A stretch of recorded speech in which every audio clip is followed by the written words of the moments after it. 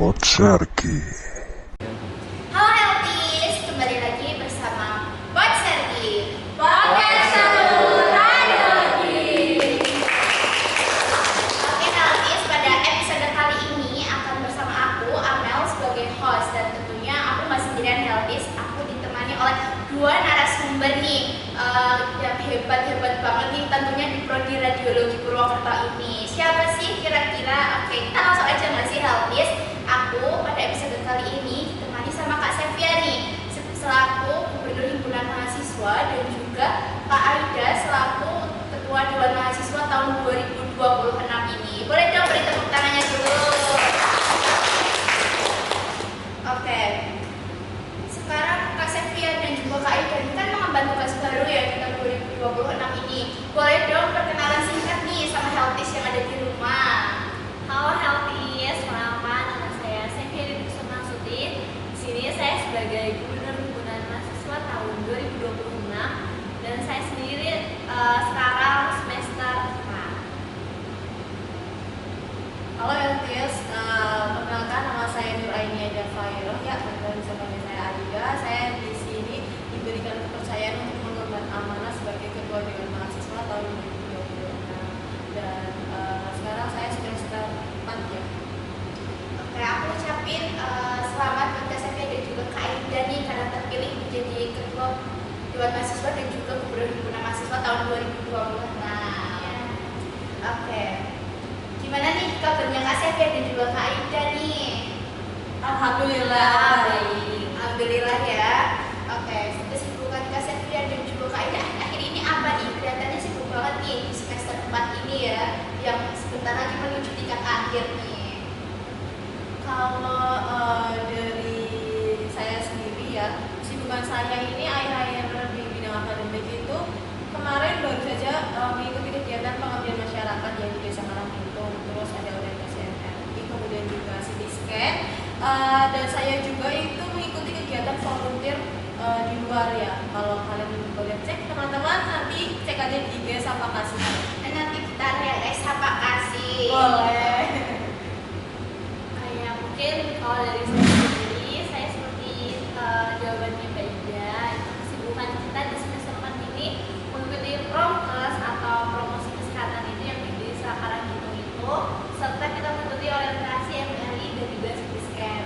Dan tentunya kita juga lagi mengerjakan tugas-tugas dari Bapak Ibu dosen yang cukup banyak, tentunya itu menjadi kesibukan saya.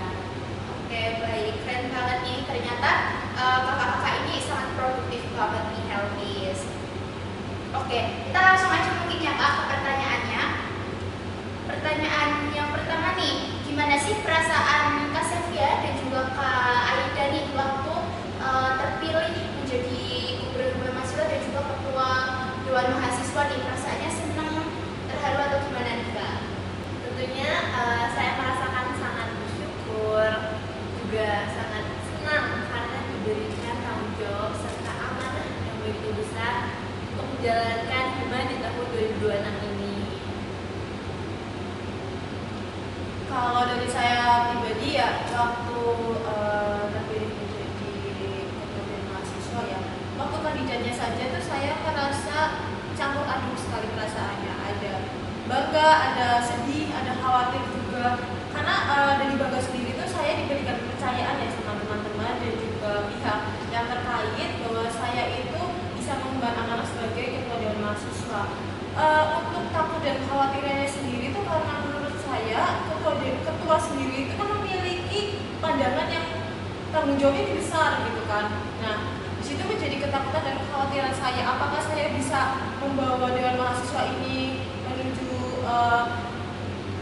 program kerja yang baik, kemudian tujuan yang kita memang tentukan begitu.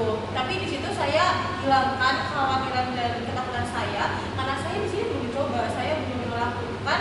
Kenapa saya perlu khawatir begitu? Jadi karena dari teman-teman dan pihak yang lain pun mempercayai saya untuk mengemban amanah dan menjadi ketua dewan mahasiswa, maka saya terima tantangan tersebut.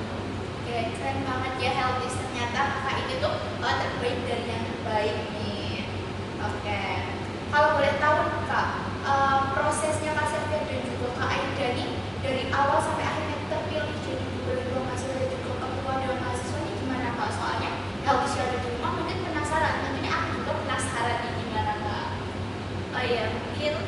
dari hima sendiri ya, hima dan dema itu proses pemilihannya itu sangat berbeda.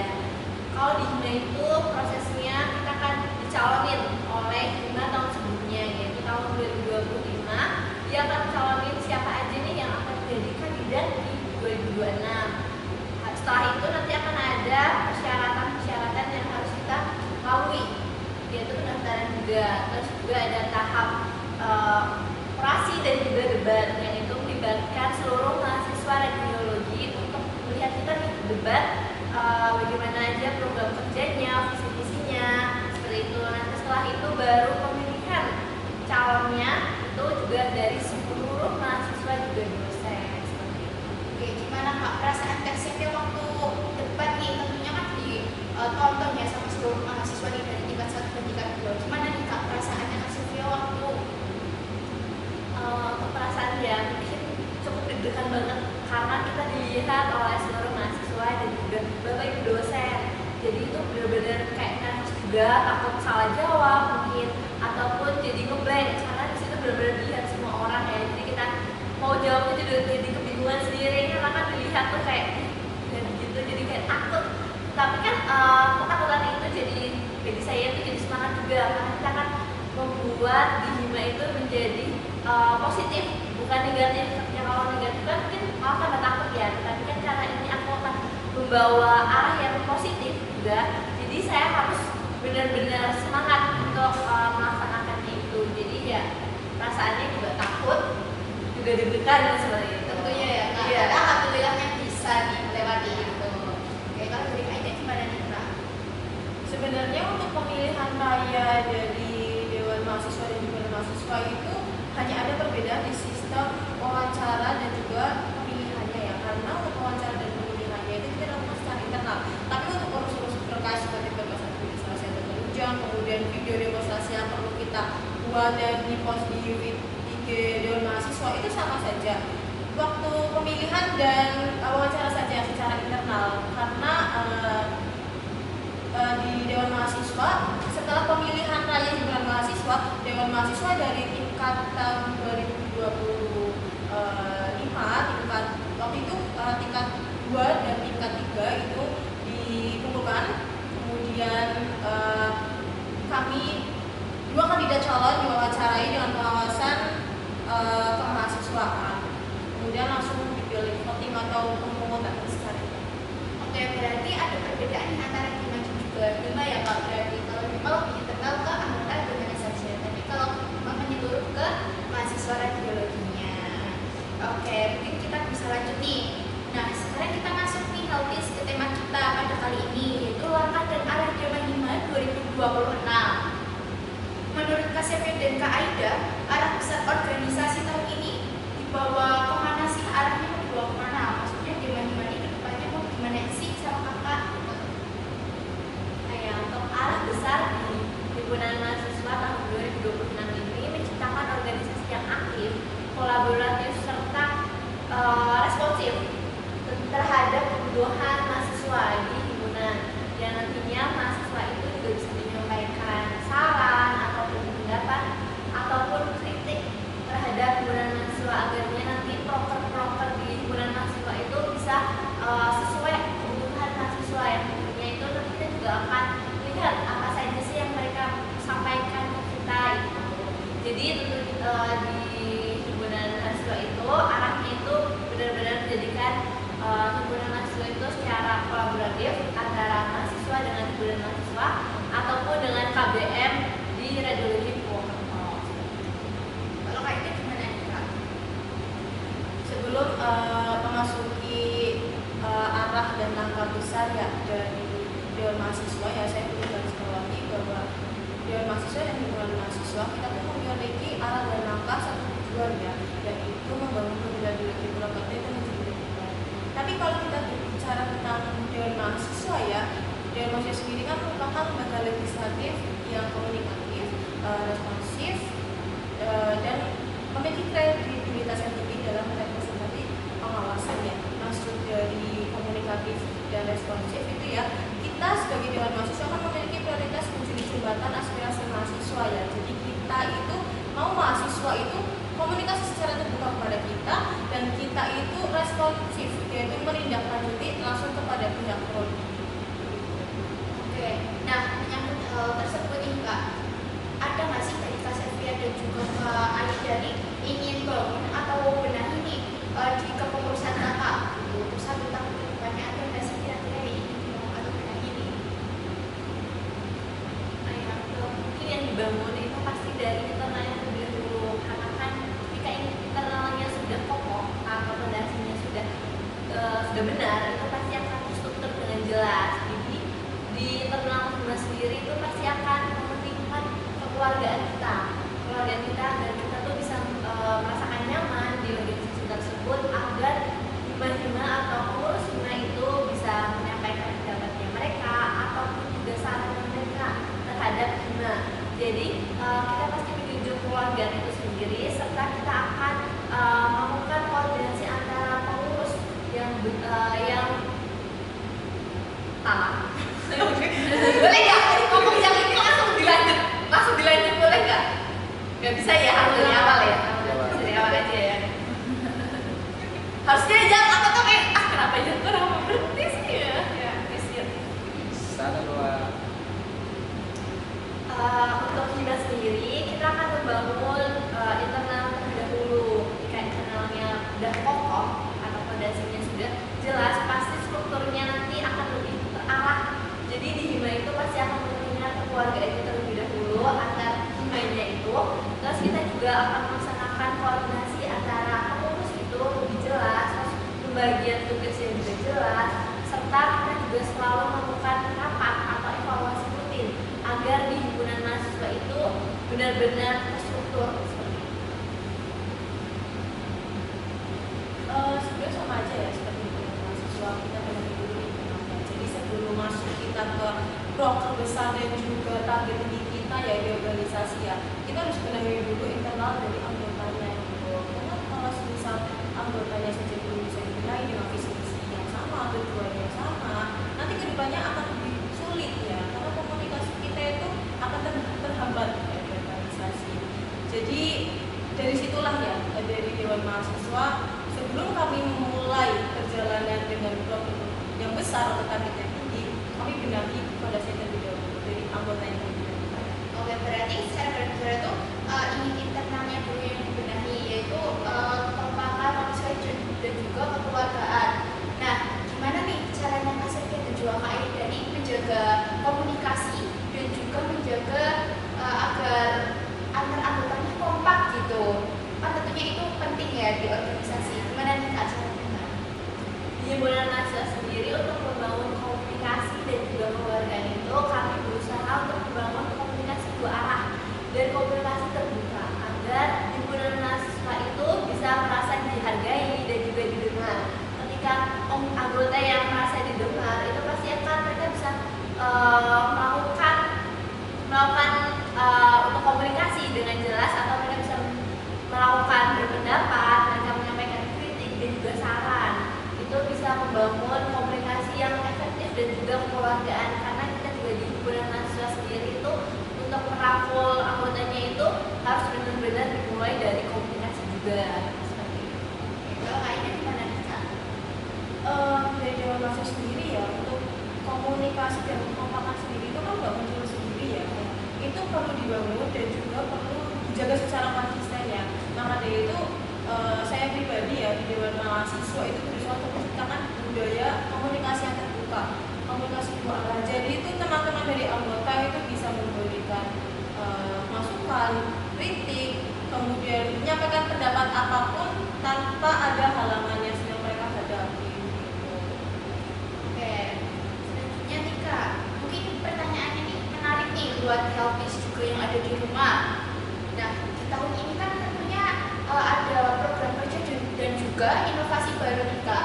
Ada nggak sih gebrakan dari Hima maupun Dema untuk kedepannya nih, untuk program kerja yang baru dan inovasi barunya ini ada nggak sih Kak? Dari Dewan Mahasiswa sendiri itu ada inovasi program kerja baru ya, namanya Rasa Ruang Aspirasi mahasiswa. Sebenarnya tuh sistemnya sama seperti Salah Sehat, tapi bedanya di sini kalau Salah Sehat kan teman-teman bisa aspirasikan langsung kepada pihak prodi ya, ada prodi, ada mahasiswa dan ada dosen-dosen. Tapi di ruang aspirasi mahasiswa ini, Dewan Mahasiswa itu menjembatani mahasiswa langsung ke Dewan Mahasiswa. Jadi menyampaikan terlebih dahulu kepada Dewan Mahasiswa face to face ya, komunikasi. Setelah kami dapatkan aspirasi tersebut dan analisis, kemudian kami akan tindak lanjuti dan berikan kepada pihak prodi. Kalau dari kita gimana? Aspirasi mahasiswa itu sangat penting karena aspirasi mahasiswa itu bisa menentukan arah dari kelas kita. Jadi ketika mahasiswa melakukan aspirasi itu pasti kan ada pendapat ataupun saran serta kritik untuk organisasi kita yang pastinya itu membuat organisasi kita itu lebih berjalan secara maksimal, dan juga pastinya program-program kerja kita nantinya pasti relevan apa yang mahasiswa inginkan atau kebutuhan mahasiswa itu. Jadi harapannya saya sih untuk mahasiswa itu dapat menyampaikan aspirasi itu dengan maksimal. Betul ya, saya setuju dengan pendapat dari Mas Hendra bahwa aspirasi mahasiswa itu penting untuk menentukan arah organisasi ya. Teman-teman mahasiswa itu gak cuma menyampaikan aspirasi mengenai sarana-prasarana yang diprodi, tapi aspirasi dari teman-teman itu seperti evaluasi kinerja Demahima itu juga penting karena dari evaluasi teman-teman itu jadi target kita ya untuk program kerja kedepannya itu perbaikannya itu seperti apa, apakah itu nanti bisa menjadi seperti harapan teman-teman di program kerja kita yang selanjutnya, apakah sudah memenuhi maksud saya. Oke, untuk aspirasi mahasiswa sendiri ini, Kak Sevi dan juga Kak Joni sempat kepikiran nggak untuk membuat sistem atau wadah baru agar aspirasi mahasiswa radiologi Purwokerto ini khususnya agar lebih mudah tersampaikan dan juga tepat sasaran gitu loh. Kalau wadah baru ada ya tadi ya di program kerja rencana inovasi saya ya, yaitu rasa ruang aspirasi mahasiswa yang saya sudah jelaskan. Selain program kerja inovasi baru itu juga ada wadah aspirasi lainnya dari program kerja Salah Sehat dan juga Asmara Dema, aspirasi mahasiswa radiologi. Kalau Salah Sehat pasti dari mahasiswa tingkat 2, 3 itu udah pada tahu ya. Kalau Salah Sehat itu menyampaikan aspirasi secara langsung kepada pihak politik, dosen, mengenai sarana prasarana ataupun keluhan lainnya ya. Kalau Asmara Dema, aspirasi mahasiswa radiologi itu sering dengan mahasiswa itu share di laman Instagram, ada juga di feed, bisa dikepoin aja ya. Kemudian juga per bulannya kita sering share di Instastory maupun di grup WhatsApp angkatan ya. Itu teman-teman juga bisa lewat situ.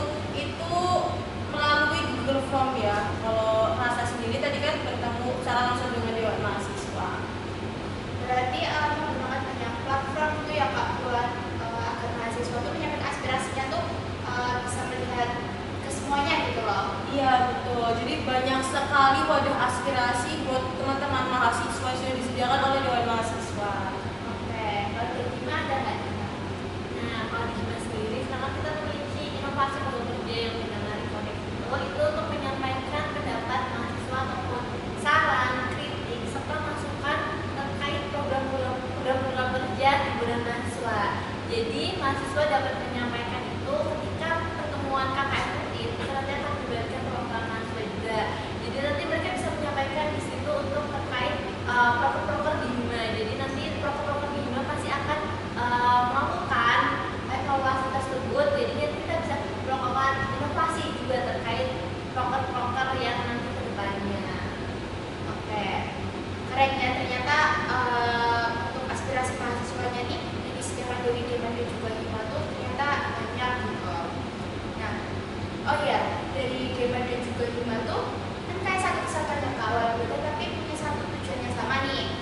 Ada nggak sih Kak Dima dan juga Hima nih kayak kolaborasi mungkin atau ada keprokan nih dari Dima dan juga Hima gitu? Ada pikiran kayak berkolaborasi atau apa gitu ada nggak? Mungkin di Hima Dema sendiri kan fokusnya berbeda nih, tapi kita karena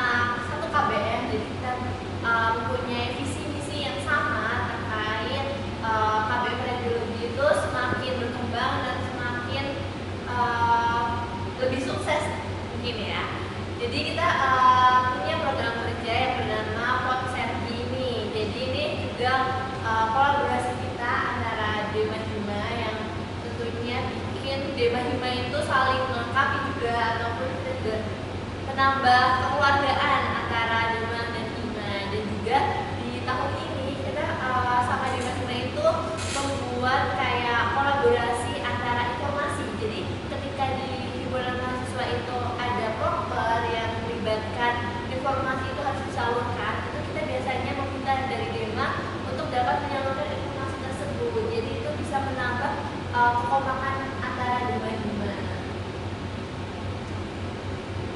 Sudah lengkap ini yang dijelaskan oleh Mbak Sevia mengenai kolaborasi dari Dewan Mahasiswa maupun himpunan mahasiswa ya. Untuk beberapanya mungkin dari teman-teman nanti tunggu podcast di selanjutnya, episode selanjutnya aja ya. Nah, ya teman-teman disuruh tunggu nih, ada apa nih kira-kira ya? Beberapanya dari podcast ini. Oke. Nah, menurut kakak nih, apa sih tantangan terbesar dalam menjalankan marketing atau organisasi untuk tahun ini apa? Tantangan terbesar ya mungkin dari Hima sendiri menjaga konsistensi antar anggota, karena saya sendiri juga udah semester 4 yang mau tingkat akhir, jadi pasti memiliki kesibukan akademik.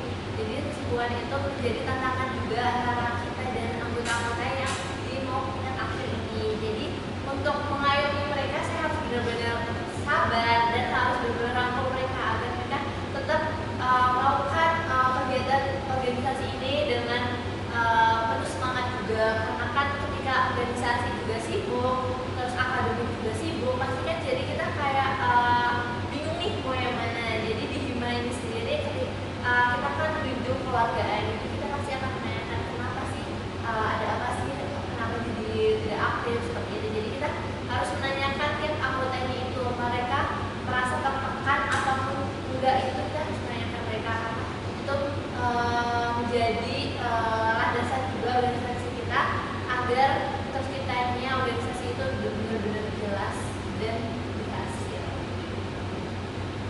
Kalau tantangan terbesar dari diri saya sendiri sebagai pribadi itu ya kesibukan di akademik ya, karena memang aku sibuk-sibuknya di semester 4 gitu.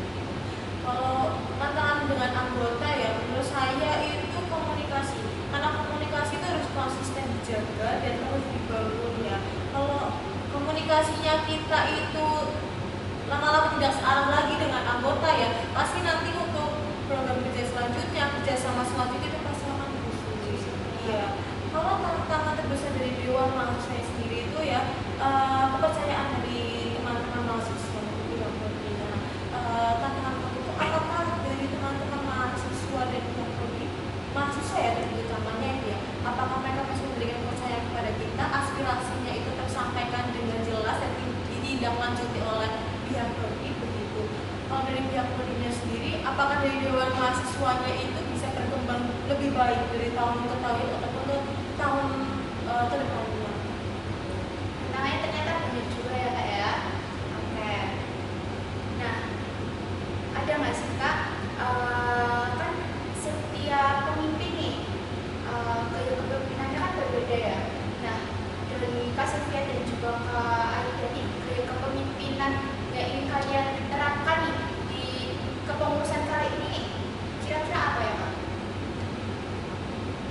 Mungkin dari saya ya, saya pasti menerapkan gaya yang kolaboratif antara anggota serta partisipasi dan kekeluargaan. Dengan itu agar antara Hima itu bisa merasakan adanya tanggung jawab ketua ketika melaksanakan program kerja serta menjunjung tinggi kekeluargaan agar mereka merasa nyaman di organisasi itu.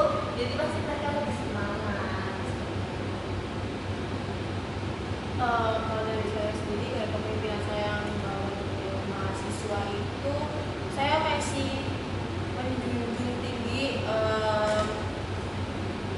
kekeluargaan di mahasiswa, kemudian juga komunikasi dari ketua maupun dari anggota, karena menurut saya komunikasi sangat penting sekali dan saya harus bawa juga gaya kepemimpinan saya yang menjadi ketua yang terbuka pada anggota yang mau menyampaikan masukan, kritikan maupun tanggapan apapun kepada ketua. Berarti lebih ingin organisasinya itu sistemnya kekeluargaan agar dekat satu sama lain dan juga kompak gitu ya kak. Bagus banget, keren sih. Oke, selanjutnya nih harapan Kak Sevia dan juga Kak Aida nih untuk perjalanan Hima Dema 2026 kira-kira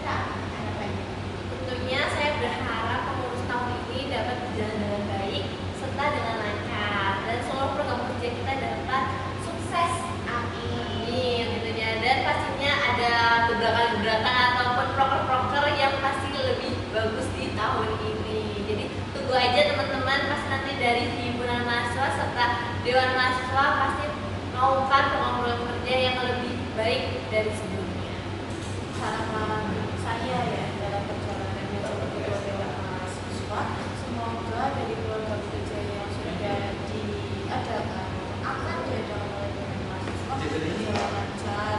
Kemudian aspirasi mahasiswa ya, kami ingin sekali mendengar aspirasi teman-teman ya, jadi jangan malu-malu ya buat aspirasi. Jadi harapan saya ya mahasiswa tetap memberikan aspirasi begitu, jangan ditantang kalau mau ngasih aspirasi. Oke, semoga harapan dari Kak Sefia dan juga Kak Aida nih terwujud dan tercapai ya, amin. Oke, terakhir nih Kak, ada nggak sih pesan atau motivasi mungkin untuk seluruh mahasiswa Radiologi Purwokerto ini agar ikut berperan dalam perjalanan organisasi tahun ini? Ya, tentunya jangan ragu untuk melibatkan diri di organisasi kita ini agar nanti organisasi kita pasti akan berjalan dengan sesuai harapan mahasiswa. Tentunya organisasi ini bukan cuma tempat untuk melaksanakan proker-proker aja, tetapi untuk melakukan perkembangan diri, terus kita juga menambah relasi tentunya. Kita jadi kenal siapa aja nih di organisasi. Jadi harapannya saya untuk teman-teman bisa bergabung di organisasi dan bisa menambah pengalaman juga di organisasi ini. Jadi mungkin untuk mahasiswa baru tentunya tahun 2026 ini jangan lupa untuk join di organisasi di Radiologi Purwokerto. Untuk pesan dan motivasi mahasiswa radiologi ya, mungkin jangan capek-capek ya untuk terus terlibat program kerja dari Dirma maupun himpunan mahasiswa ya, teruslah terlibat dan berperan aktif juga di kegiatan kami, karena kami butuh kehadiran kalian, kami butuh aspirasi dari teman-teman juga. Ya, berarti seluruh mahasiswa radiologi ini diharapkan nih agar aktif dalam organisasi nih. Yang terakhir nih Kak, sebagai penutup nih mungkin ya, pertanyaan terakhir, bisa dong beri closing statement nih dari Kak Sefia dan juga Kak Ida untuk episode Persenti hari ini. Terima kasih kepada seluruh Helpdesk yang sudah mendengarkan episode kali ini, dan juga terima kasih kepada Pak Moderator yang sudah menyampaikan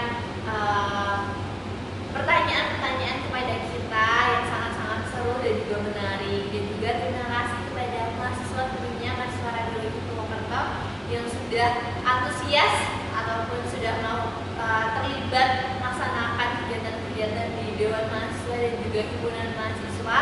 Dan tentunya nanti ketika ada kegiatan-kegiatan kita di berikut-berikutnya, kita mohon untuk partisipasinya agar mahasiswa tetap melaksanakan kegiatan-kegiatan kita. Jadi tunggu saja program-program kita yang gak kalah menarik. Oke, sebelum masuk kelas kehidupan, mungkin saya ingin mengucapkan terima kasih kepada Pak Sefia sudah menyediakan tempat kami untuk bercerita ya sedikit mengenai perjalanan kami sebagai ketua dari Dewan Mahasiswa maupun himpunan mahasiswa, masuk pada panitia, kepada Helpdesk juga yang sudah mendengarkan dari menit awal sampai ke menit akhir yang udah mendekati penutup ya. Kalau closing statement dari saya, semoga teman-teman terus aktif ya ikut kegiatan di Dewan Mahasiswa maupun himpunan mahasiswa. Kemudian jangan malu-malu, jangan sungkan untuk menyampaikan aspirasi kepada kami Dewan Mahasiswa, karena kami akan menjembatani aspirasi kalian kepada pihak prodi, kepada pihak yang akan menindaklanjuti. Oke, terima kasih ya Kak ya atas closing statement-nya nih. Tak terasa ya Helpdesk, ternyata kita udah banyak sekali ngobrol-ngobrol seru dan menarik terkait organisasi nih. Tentunya bareng ketuanya langsung nih, Ketua Dewan Mahasiswa dan juga Gubernur Himpunan Mahasiswa 2026. Aku ucapin terima kasih banyak buat Kak Sefia dan juga Kak Aida nih, karena telah menjadi narasumber kita pada episode kali ini dan juga telah meluangkan waktunya untuk datang di podcast kali ini. Dan sudah berbagi pengalaman yang menarik nih pada kita semua. Untuk Helpdesk yang ada di rumah dan tentunya yang udah nonton episode podcast kali ini, jangan lupa like, comment, share, dan subscribe, dan pantau terus